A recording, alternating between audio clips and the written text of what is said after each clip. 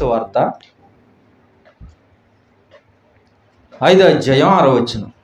నీతి కొరకు ఆకలి దప్పులు గలవారు ధన్యులు. ఆయన అంటున్నాడు ప్రభువు, నీతి కొరకు ఆకలి దప్పులు గలవారు ధన్యులు. నీతి అనగా అన్యాయంగా సంపాదించుకోకూడదు, మోసం చేసి సంపాదించుకోకూడదు, లంచం పుచ్చుకొని సంపాదించుకోకూడదు, అలా సంపాదించిన సంపాదనతో ఆకలి తీర్చుకోకూడదు అనేదా? కాదు, అది కాదు. నీతి కొరకు ఆకలి దప్పులు గలవారు ధన్యులు అంటే నీతిగా సంపాదించుకోవాలి తప్ప అన్యాయంగా సంపాదించుకోకూడదు అనేది కాదు. అలా చెయ్యమని కాదు, అలాగ అన్యాయంగా సంపాదించుకోమని కాదు. కానీ ఇక్కడ చెప్పేది ఏమిటా నీతి? అది మనం జాగ్రత్తగా ఆలోచించాలండి. ఇప్పుడు నీతి కొరకు ఆకలి దప్పులు గలవారు ధన్యులు అని చూసాం. అన్యాయం చేసి సంపాదించకూడదు, మోసం చేసి సంపాదించకూడదు, ఇవన్నీ బైబిల్ ఒక్కటే కాదండి, ప్రపంచంలో ఏ మతమైనా చెప్పుద్ది. ఏమని? మోసం చేయకూడదు, నీతిగా బ్రతకాలి, అవినీతి చేయకూడదు, లంచం తీసుకోకూడదు. ఇవన్నీ ప్రతి మతంలో చెప్పేవే. ప్రతి మతంలో చెప్పేదే బైబిల్ చెప్తే బైబిల్ ప్రత్యేకత ఏముంది అంటే, బైబిల్ చెప్పింది అని అంటే వాటికంటే మించి ఉంటుంది దాని మీనింగ్. ఒక మాట బైబిల్ చెప్పిందంటే ప్రపంచంలో ఉన్నటువంటి గ్రంథాల కంటే ఎక్కువగా, అంతకు మించి దాని అర్థం వస్తుందండి. ఇప్పుడు మనం ఆలోచించాలి, నీతి అనగానేమి, ఇది మనం ఆలోచించాలి. దీనికంటే ముందు మనం బాగా అలవాటైన మాట రోమపత్రిక 3వ అధ్యాయం 11వ వచనం చూడండి ఒకసారి. నీతిమంతుడు లేడు, ఒక్కడును లేడు. చాలు. ఏమంటుందండి బైబిల్ కొత్త నిబంధనలో? నీతిమంతుడు లేడు, ఒక్కడు లేడు. ఇది నిజమా? ఇది నిజమని మీరు నమ్ముతారా?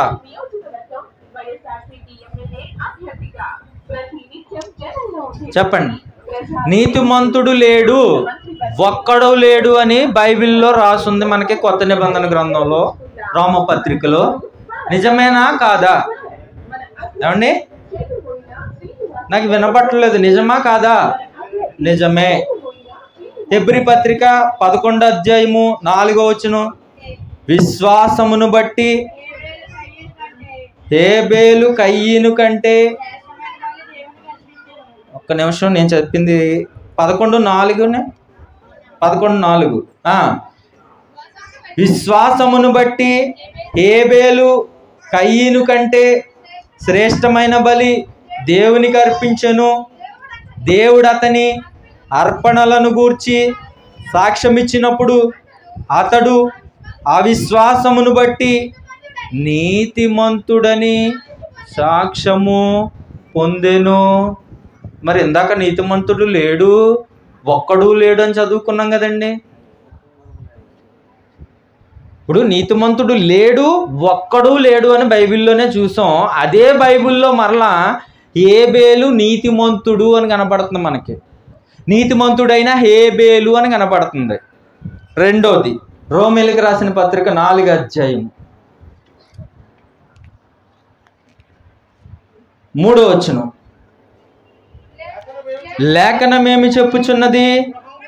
అబ్రహాము దేవుని నమ్మెను, అది అతనికి నీతిగా ఎంచబడెను. అంటే ఇప్పుడు ఇక్కడ అబ్రహాము గారు కూడా నీతిమంతుడని అవునా కాదా?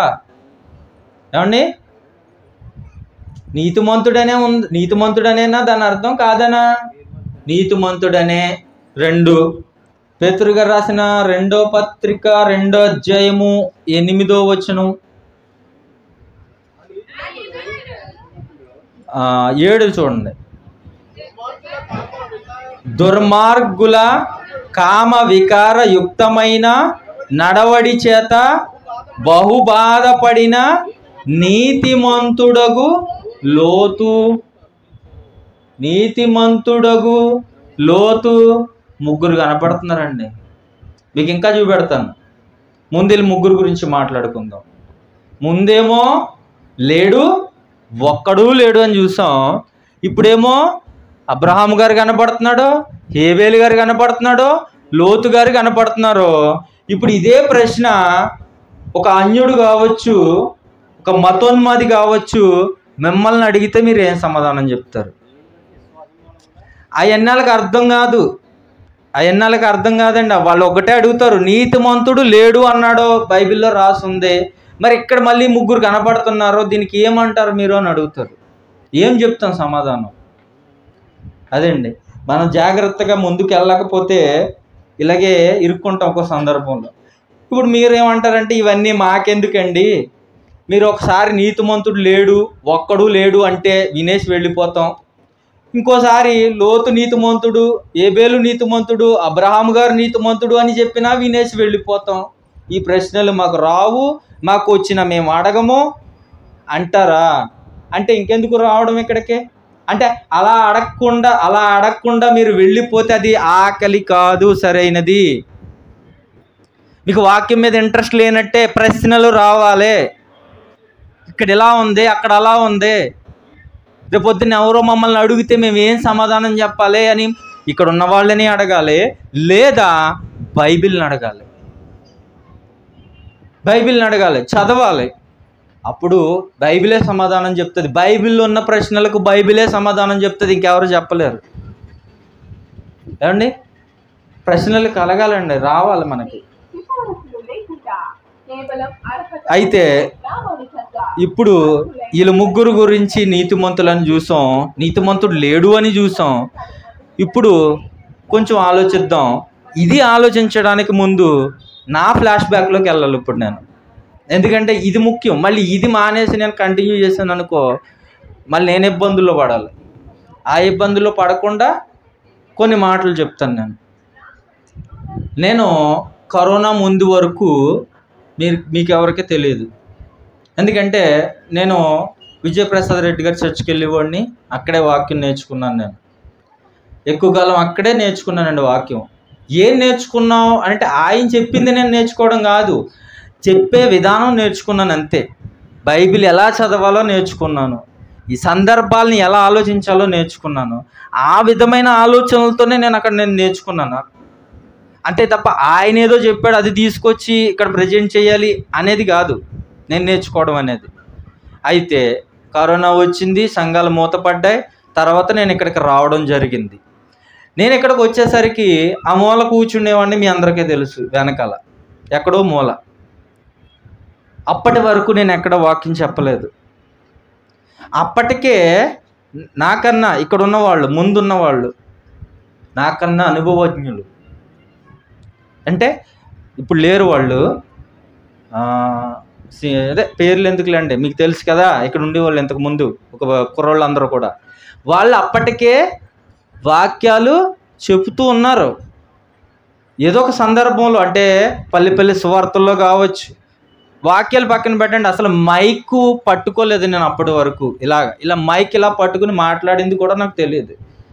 కనీసం అధ్యక్షత అయినా చేసేవారు వాళ్ళు అప్పటికే. నేను చూశాను, ఎందుకంటే సభలకు వెళ్ళేవాడిని కదా, నేను ఎక్కడో కుర్చీలో కూర్చుని చూస్తుంటే స్టేజీల మీద నిలబడి అధ్యక్షత వహించటం, అలాగే చిన్న చిన్న మొదటి ప్రసంగాలు చేయటం కూడా నేను చూశాను ఇక్కడ ఉన్న వాళ్ళే.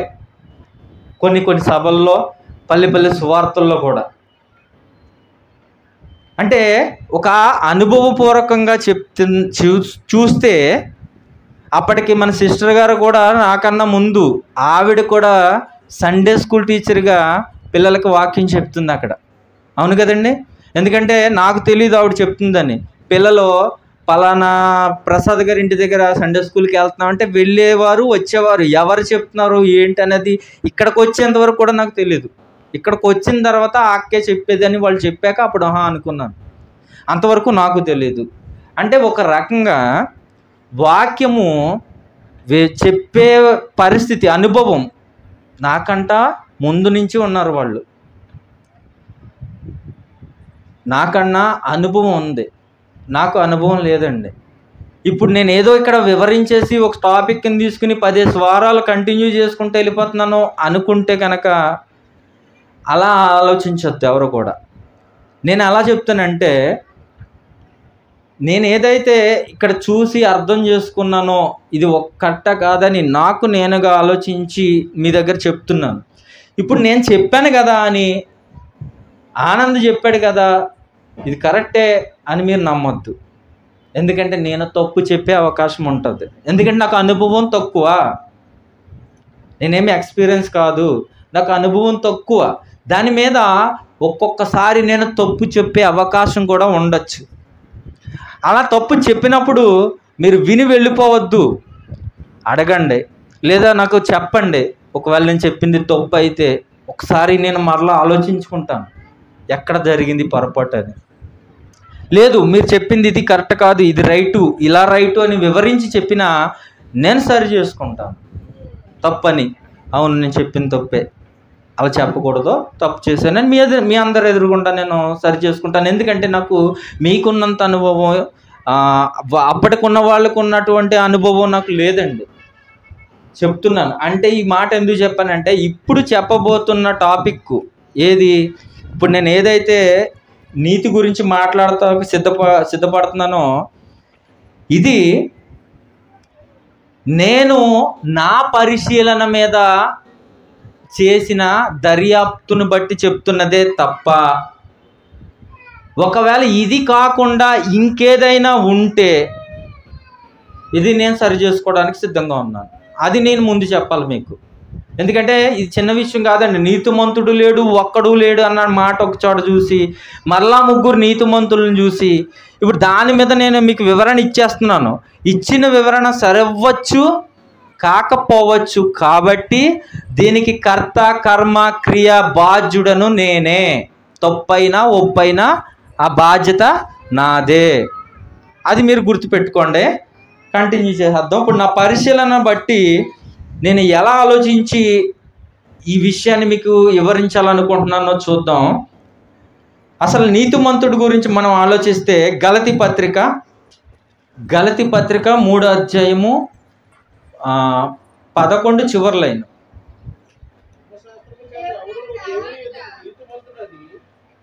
చదవండి. చివరి లైన్ చూడండి.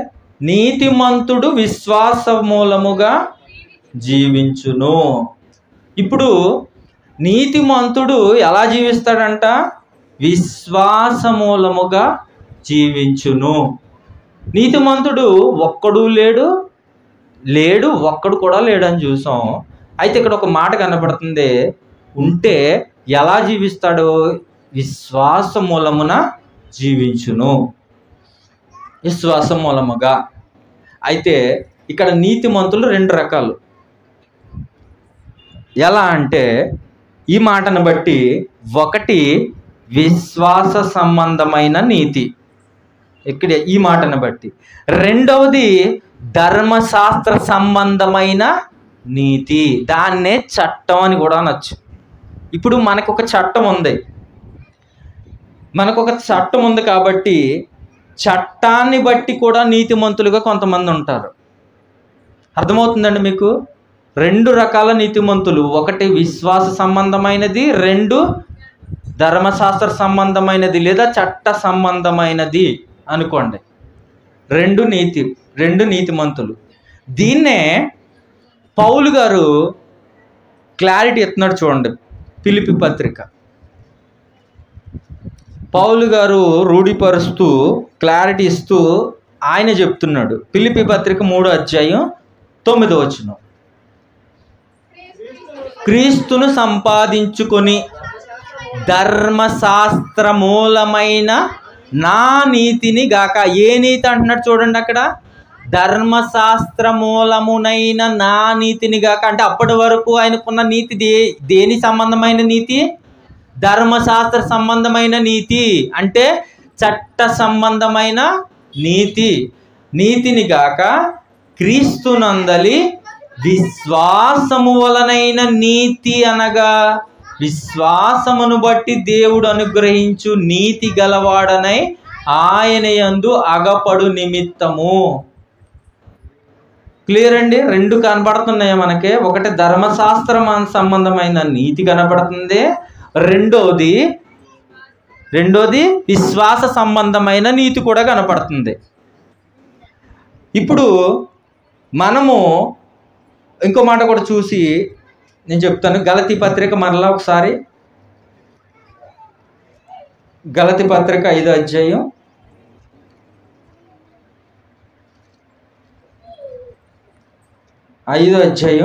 4-5 చూడండి.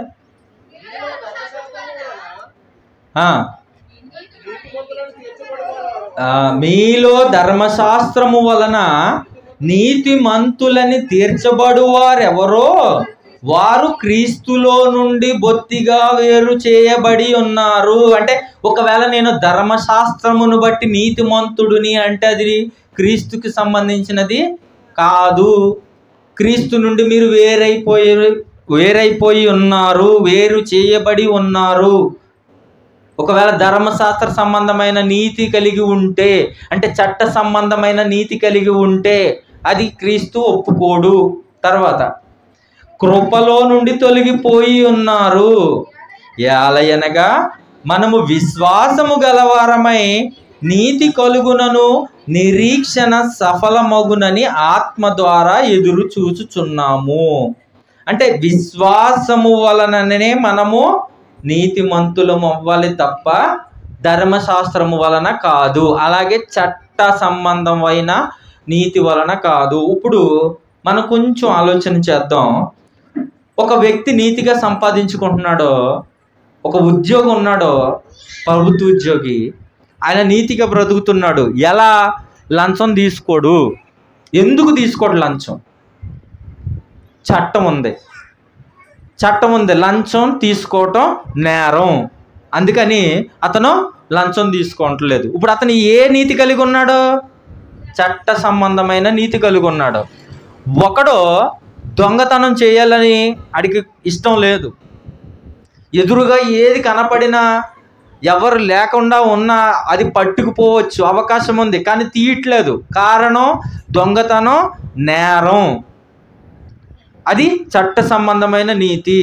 వ్యభిచారం నేరం, మోసం చేయటం నేరం, ఇవన్నీ చట్ట ప్రకారము నేరము. కాబట్టి ఇవి చేస్తే పరువు పోతుంది, అదే విధముగా జైలుకి కూడా వెళ్ళవలసి వస్తుంది, శిక్ష అనుభవించవలసి వస్తుంది. ఇవి చేసిన వారిని కూడా మనం చాలామందిని చూసాం. దాని ఫలితం అనుభవిస్తున్న వారిని కూడా మనం చాలామందిని చూసాం. ఏంటి? చట్టాలు ఉన్నా కూడా భయపడక వాటిని చేసి వాటి ఫలితం అనుభవించే వాళ్ళు ఉన్నారు.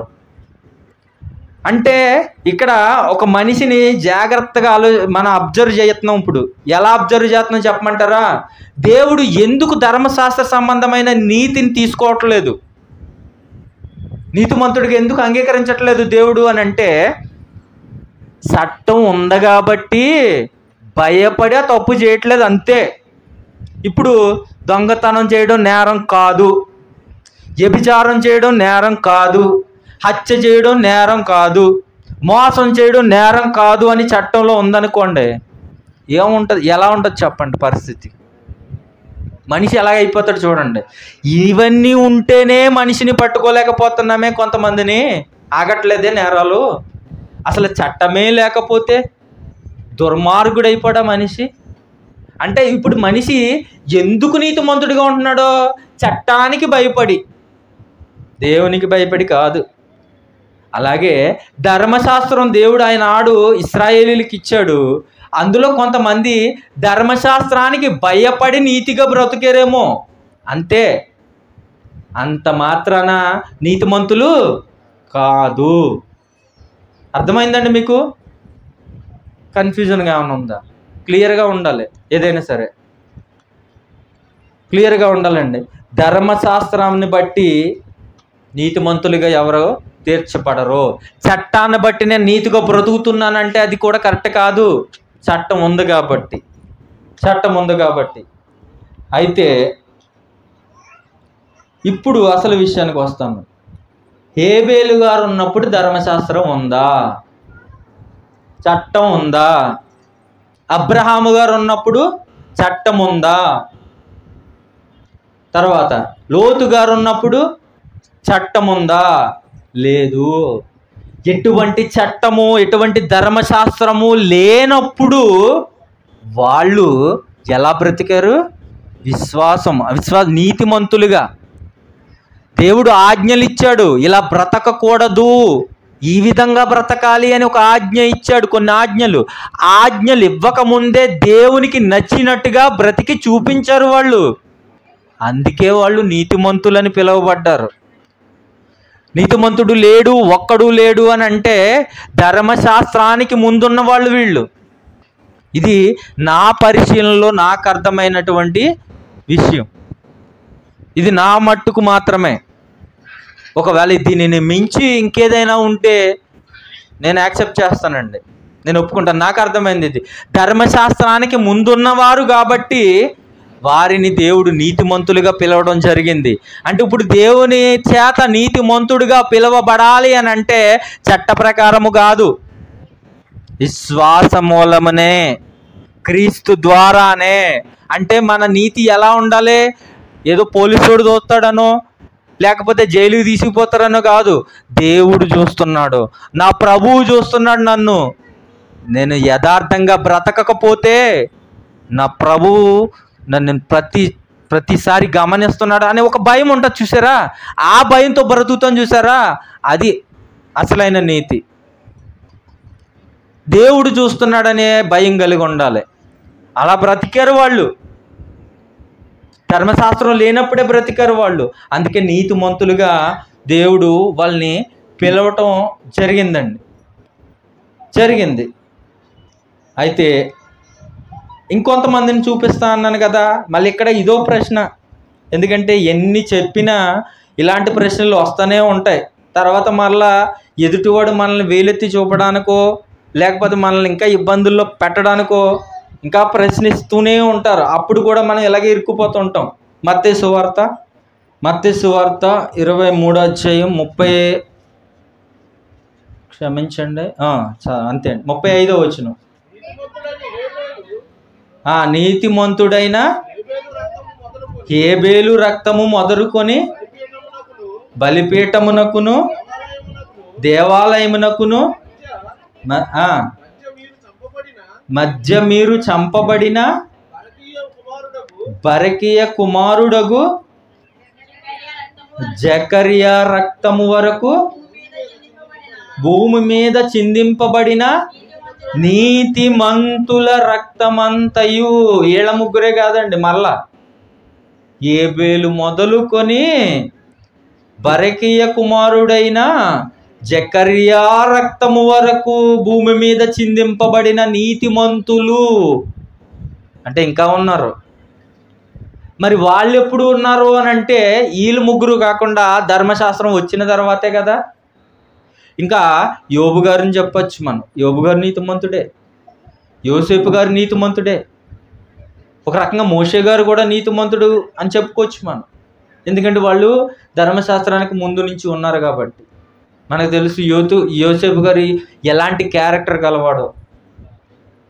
మళ్ళా వీళ్ళు ముగ్గురేనా, యోసేపు గారు నీతిమంతుడు కాదా లేకపోతే యోబు గారు నీతిమంతుడు కాదా అని మళ్ళీ ప్రశ్న అడగకూడదు. వాళ్ళు నీతిమంతులే, వాళ్ళు దేవుని భయము కలిగి బ్రతికి చూపించారు కాబట్టి. అయితే ఇక్కడ నీతిమంతుడైన హేబేలు గారి మొదలుకొని జకరియా వరకు నీతిమంతులు అంటున్నాడు. ఇంకో నీతిమంతుడు ఉన్నాడు చూడండి. మళ్ళా మత్తయి సువార్త 1వ అధ్యాయం 19వ వచనం. ఆమె భర్త అయిన యోసేపు నీతిమంతుడై ఉండి చాలండి. ఇక్కడ ఈ యోసేపు ఎవరండి? మరియమ్మ గారి భర్త. మరి ఈయన కూడా ఈ నీతిమంతుడనే చూపెడుతుంది కదా అక్కడ. మరి అక్కడేమో ముగ్గురు ధర్మశాస్త్రానికి ముందున్నారు కాబట్టి నీతిమంతులను పిలువబడ్డారు. మరి ఈయన ధర్మశాస్త్రం తర్వాత ఉన్నాడు కదా, మరి ఈయన నీతిమంతుడు ఎలాగయ్యాడని మళ్ళీ నన్ను ప్రశ్నించవచ్చు. అదే చెప్పాను నేను, ప్రశ్నలు వస్తాయి అలాగా. అయితే ఇక్కడ మనం ఎలా అర్థం చేసుకోవాలి, మనం ఎలా ఆలోచించాలి అని అంటే, ఇది నా ఆలోచన సుమా. నేను ఎలా ఆలోచించానంటే, వీళ్ళు ఎవరైతే ఉన్నారో ఈ పేర్లు ప్రస్తావించిన వాళ్ళు ధర్మశాస్త్రం ఉన్నా లేకున్నా దేవునికి భయపడేవారు, దేవుని నీతికి, దేవుని ఆలోచనలకు తగ్గట్టుగా బ్రతికేవారు. వీళ్ళు బ్రతికి ఉండేవారు ఒకవేళ ధర్మశాస్త్రం లేకపోయినా కూడా. అందుకే వారు నీతిమంతుల జాబితాలో ఉన్నారు. ధర్మశాస్త్రాన్ని బట్టి కాదు వీళ్ళు నీతిమంతులని దేవుడు చెప్పేది. దేన్ని బట్టి? ఉన్నా లేకపోయినా దేవుని భయము కలిగి ఉన్నారు వాళ్ళు. అందుకే నీతిమంతులుగా పిలువబడ్డారు. వాళ్ళు ధర్మశాస్త్రానికి ముందుండి ఎలా అయితే ఉన్నారో, ధర్మశాస్త్రం తర్వాత వచ్చిన వాళ్ళు ఎవరైతే నీతిమంతులుగా బైబిల్లో కనబడుతున్నారో వాళ్ళందరూ కూడా ధర్మశాస్త్రాన్ని బట్టి కాదు, చట్టాన్ని బట్టి కాదు, కేవలం దేవునిని బట్టి వాళ్ళు భయము కలిగి ఉన్నారో. ఇది మనకు అర్థం కావాలండి. ఇది మనకు అర్థం కావాలి. ఇప్పుడు ఇంకా ముగింపులోకి వెళ్ళిపోదాం. వినుట వలన విశ్వాసము కలుగును అని చదివాం. వినుట క్రీస్తుని గురించిన మాట. ఆ నీతి ఎవరిది అని అంటే విశ్వాస సంబంధమైన నీతి, అనగా క్రీస్తు వలననే మాత్రమే మనకు నీతిమంతులుగా మనం తీర్చబడతాము తప్ప ఇంక దేనిని బట్టి కాదు. ఇప్పుడు నీతి కొరకు ఆకలి దప్పులు గలవారు ధన్యులు అంటే, ఇప్పుడు మన ఆకలి టాపిక్ అది మర్చిపోకూడదు. ఇప్పుడు మనం ఏ ఆకలి కలిగి ఉండాలి? నీతి కొరకు ఆకలి కలిగి ఉండాలి. చివరికి ఇది చెప్పడానికి నా ప్రయత్నం అంతా. ఇప్పుడు ఏ నీతి అని అంటే క్రీస్తు అని అంటే, ఇప్పుడు క్రీస్తు మనకి ఎక్కడున్నాడో? వాక్యము. ఆయనకి మరో పేరు, దేవుని వాక్యం అనే మరో నామము ఆయనకు ఉందని ప్రకటన గ్రంథంలో మనం చూడొచ్చు. దేవుని వాక్యము అనే నామము నాకుంది అంటాడు ఆయన ప్రకటన గ్రంథంలో. అంటే క్రీస్తు అనగా ఎవరో? ఇప్పుడు మనకి వాక్యము. ఇప్పుడు నీతి ప్లేస్లో వాక్యము పెట్టి మనం చదివితే, వాక్యము కొరకు ఆకలి దప్పులు గలవారు ధన్యులు. అంతేనండి. ఇప్పుడు వాక్యము కొరకు మనం ఆకలి కలిగి ఉంటే అదే నీతి. ఒక నీతిమంతుడిగా మనం తీర్చబడాలి, నీతిమంతుడిగా దేవుని చేత పిలవబడాలి అని అంటే వాక్యము వలననే అవుతుంది, ఇంక ఎవరి వలన కాదు. నువ్వు నీతిమంతుడిగా మారాలి అని అంటే నీకు ఆకలి ఉండాలి. అలా ఆకలి దప్పిక ఉంటే నువ్వు ధన్యుడివే అంటున్నాడు యేసుక్రీస్తు. అల్టిమేట్గా ఒక మాట, నీతి కొరకు అంటే నువ్వు నీతిమంతుడిగా ఉండాలి అని అంటే నీకు వాక్యము కొరకు ఆకలి దప్పిక కలిగి ఉంటేనే ఉంటావు, లేదంటే నీతిమంతుడిగా ఉండవు. ఇప్పుడు మనం ఆహారం తింటున్నప్పుడు చూడండి, మాంసంలో ఏముంటాయండి? కొన్ని ప్రోటీన్స్ ఉంటాయి. ఆకుకూరల్లో ఐరన్, అలాగే కొన్ని కాయగూరల్లో విటమిన్స్, ఇవన్నీ ఉంటాయి. ఇవన్నీ మనం తింటాం కాబట్టి వాటిలో ఉండే ఎసెన్స్ ఏవైతే ఉన్నాయో అవన్నీ మన శరీరంలోకి వస్తాయా రావా? వస్తాయి కాబట్టి మనం ఆరోగ్యంగా బ్రతుకుతున్నాం. ఏ ఒక్కటి తక్కువైనా ప్రాబ్లం వస్తుంది. అందుకని అన్నీ తినాలి. అన్నీ తినడం వల్ల మనము బలపడతాం. ఆ వాటిలో ఉన్న ఎసెన్సే మనలోకి వస్తూ ఉంటాయి. అలాగే వాక్యములో ఏముంటుందో తెలుసా? వాక్యంలో నీతి అంటేనే క్రీస్తు అంటేనే వాక్యము. అంటే ఏ రకంగా చూసినా వాక్యములో నీతి వాక్యము అంటాడండి ఎబ్రీ పత్రికలో ఒక చోట. అంటే వాక్యములో ఏముంది? నీతి ఉంది. ఇప్పుడు ఆహారంలో తినేవన్నీ మన ఒంట్లోకి ఎలా అయితే వస్తున్నాయో అలాగే వాక్యము కొరకు ఆకలి దప్పులు కలిగి ఉంటే ఆ ఆశతో, ఆసక్తితో, ఆకలితో నువ్వు వాక్యం వింటున్నప్పుడు కానీ, నేర్చుకుంటున్నప్పుడు కానీ, చదువుతున్నప్పుడు కానీ ఆ మాటలు హృదయాన్ని తాకితే ఆ వాక్యంలో ఉన్న నీతి ఏదైతే ఉందో అది మనలోనికి, మన హృదయములోనికి ప్రవేశిస్తుందండి. అలా ప్రవేశించినప్పుడు మనిషి నీతిమంతుడిగా తీర్చబడతాకి రెడీ అవుతాడు, అది ఏర్పాటు అవుతాడు, నీతిమంతుడిగా మార్చబడతాడు. ఎప్పుడు అంటే వాక్యములో ఉన్న నీతి హృదయంలోనికి వెళ్ళినప్పుడు. వాక్యములో ఉన్న ఎసెన్స్ రావాలి మనకి లోనికి, హృదయంలోనికి రావాలి అని అంటే నీతి కొరకు, వాక్యము కొరకు ఆకలి దప్పులు కలిగి ఉండాలి. అలా ఉంటే నువ్వు ధన్యుడవు. లేదు అలాగ మనము లేము అంటే మనము ధన్యులము కాదు, అన్యులము. ఎందుకంటే అన్యులకు ఇటువంటివి ఏమీ ఉండవు కాబట్టి, ఇటువంటి ఆలోచనలు ఉండవు కాబట్టి. మనము అన్యులమా ధన్యులమా అంటే మనమే ఆలోచించుకోవాలండి, మనమే ఆలోచించుకోవాలి. ఇదే విధంగా శరీరానుసారంగా మనం ఏదైతే తింటామో బలంగా ఉండగలుగుతాం, అలాగే ఆత్మానుసారంగా వాక్యాన్ని శరీరానికి, ఆత్మకు అందించినప్పుడే ఆరోగ్యంగా ఉండగలుగుతాం. సరే, ఇంత ఆకలి ఉంది, ఈ ఆకలి సరిగా ఉంటే మంచి జరుగుద్ది. ఒకవేళ సరిగా లేనప్పుడు కూడా ఒక ప్రమాదం జరిగింది అంటే వాక్యములో ఉన్న నీతి ఏదైతే ఉందో అది మనలోనికి రావాలి. అయితే ఇక్కడ ఇంకొక పొరపాటు జరుగుతుంది. మళ్ళా ఇంకొక పొరపాటు ఏంటి అని అంటే, దుష్టుడు ఏం చేస్తాడంటే, ఇది కూడా మనకి ఇంపార్టెంట్ అండి.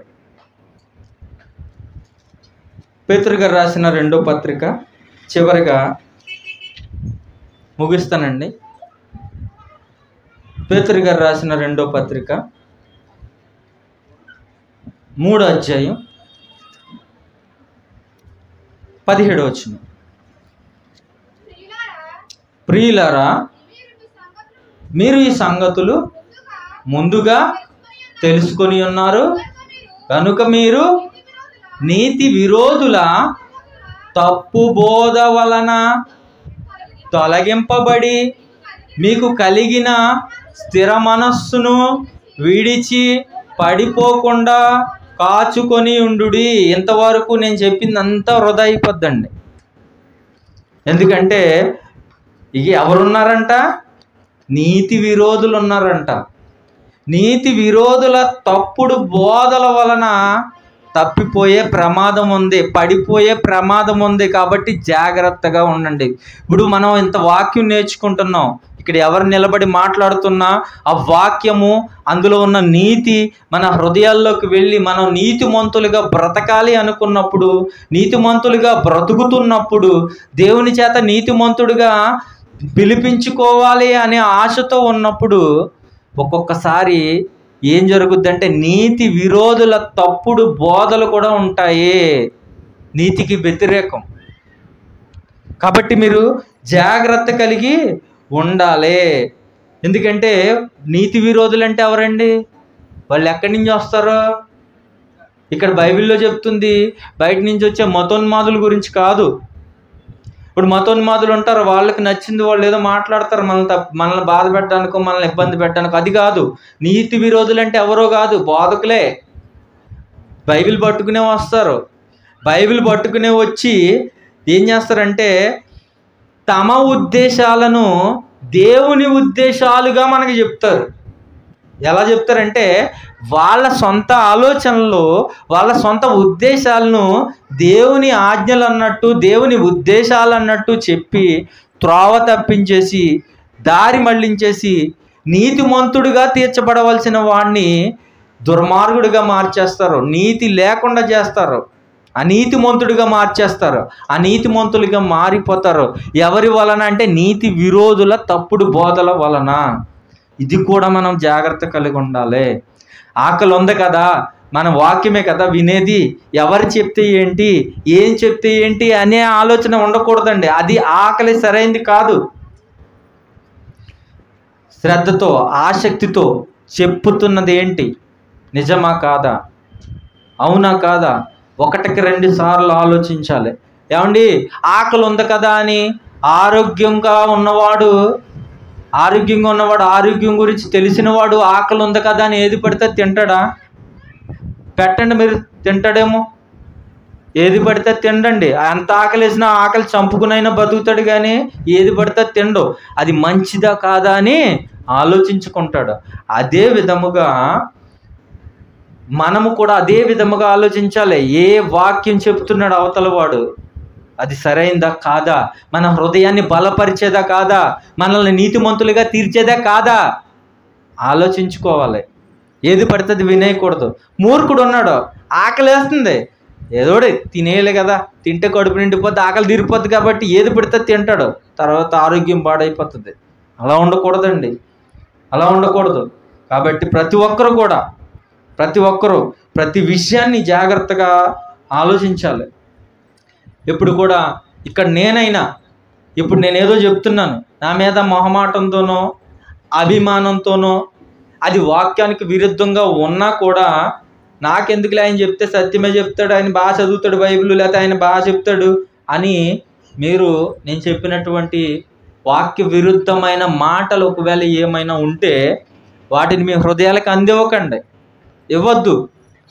ఆగండి, అక్కడ ఆగి ఇదేదో నాకు అనుమానంగా ఉంది, ఇదేదో నాకు డౌట్గా ఉంది అని 1-2 సార్లు మీరు ప్రశ్నించుకుని బైబిల్ చదవండి. బాగా చదివి లేదా బాగా అనుభవం ఉన్న వాళ్ళ దగ్గరికి వెళ్ళి మరలా అడగండి.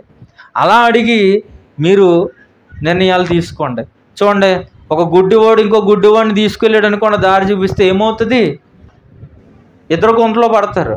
అంటే ఇప్పుడు నేనే గుడ్డివాడిగా ఉండి నేనేదో చెప్పేస్తున్నాను, ఇప్పుడు మీరు నన్ను బట్టి మీరు నా మాటలు వినేశారు, ఇప్పుడు నేను మిమ్మల్ని అందరిని తీసుకుపోతాను అక్కడికే, నరకానికి. ఎందుకంటే ఇక్కడ నాకే కళ్ళు కనబట్టలేదు, నేను మీకు చెప్పేస్తే మీరు నా మాటలు వింటే మీరు అక్కడ అలాగే అయిపోతారు. కాబట్టి అలా ఉండకూడదు ప్రియులారా. ప్రతిదీ జాగ్రత్తగా, ఆకలి ఉంది కదా అని ఏది పడితే అది తింటే ఆరోగ్యం ఎలా పాడైపోద్దో అలాగే వాక్యం కావాలి, నాకు వాక్యం కావాలి, ఏది చెప్తే ఏంటి, ఎవరు చెప్తే ఏంటి అని ఏది పడితే అది వినొద్దు. కాబట్టి జాగ్రత్త కలిగి నీతి నిమిత్తము, వాక్యము నిమిత్తము ఆకలి దప్పులు గలవారుగా ధన్యులుగా మనందరము దేవుని ఎదుట కనబడాలని కోరుకుంటున్న మాటలు ముగిస్తున్నాను. ప్రార్థన చేసుకుందాం.